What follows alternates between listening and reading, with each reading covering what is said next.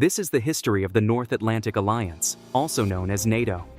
In 1949, 12 countries signed a treaty to form the NATO alliance: Canada, the USA, Portugal, France, the United Kingdom, Iceland, Norway, Belgium, the Netherlands, Luxembourg, Denmark, and Italy. All of this in response to the growing power of the USSR, which had tightened its iron grip over Eastern Europe in the years following World War II.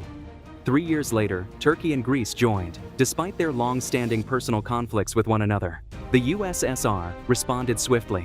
In 1955, the Warsaw Pact was formed. Albania, Bulgaria, Czechoslovakia, East Germany, Hungary, Poland, and Romania now stood firmly on the Soviet Union's side. The Iron Curtain that Winston Churchill had predicted had truly fallen across Eastern Europe. For the next decade, the two alliances stared at each other across the Iron Curtain.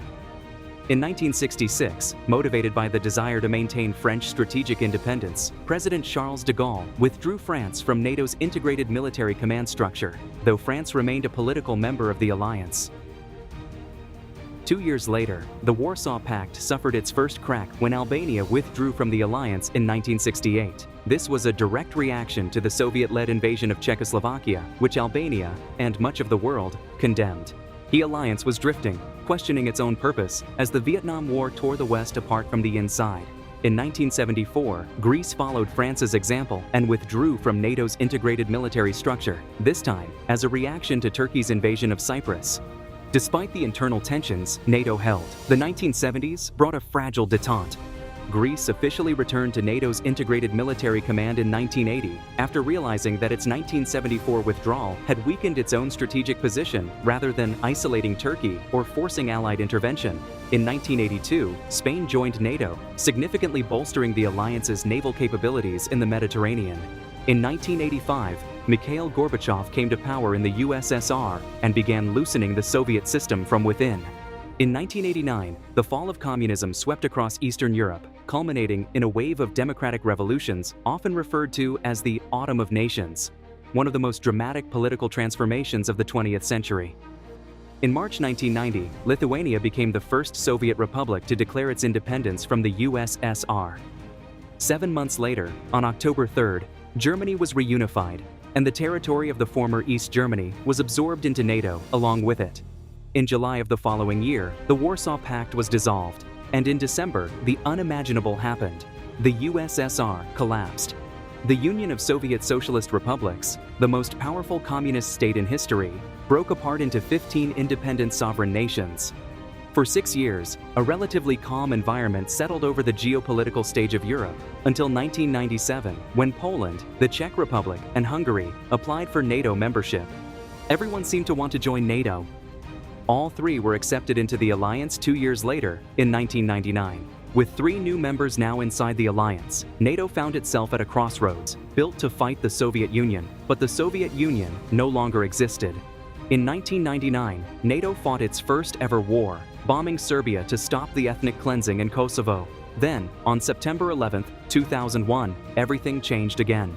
For the first and only time in its history, NATO invoked Article 5, and the entire alliance went to war in Afghanistan together.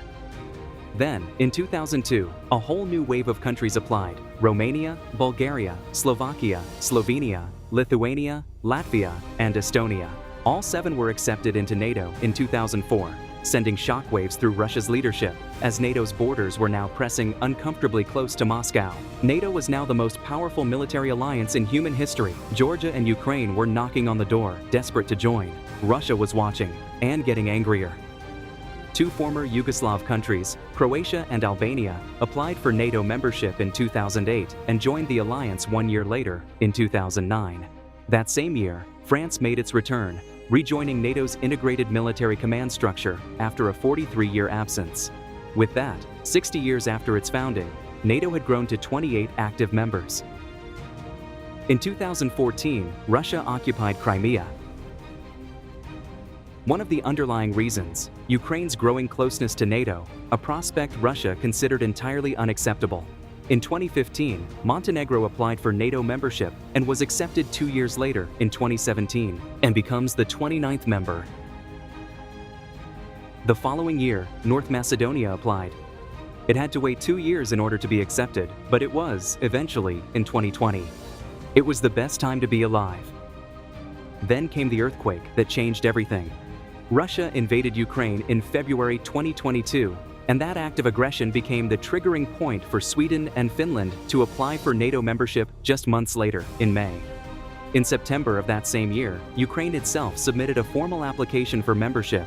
In April 2023, Finland joined NATO. In March 2024, Sweden followed, effectively locking the Northern Europe and the Baltic Sea within the NATO sphere, completing a strategic encirclement that Russia had long feared.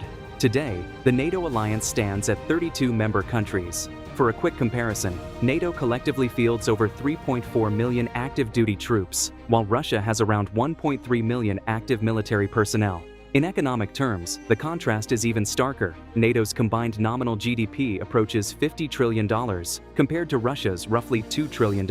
And that's the story of NATO so far. See you next time.